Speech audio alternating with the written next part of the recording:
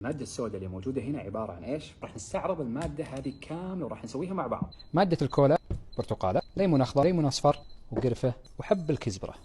أهم مكون اللي هو السكر. وآخر شيء عندنا الشاي والفانيلا.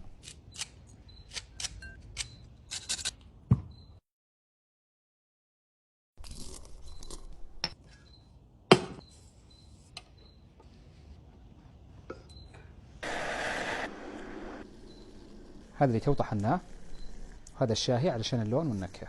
آخر شيء عندنا الفانيلا. لا ننسى عصير البرتقال وعصير الليمون. سيرب الكولا جاهز.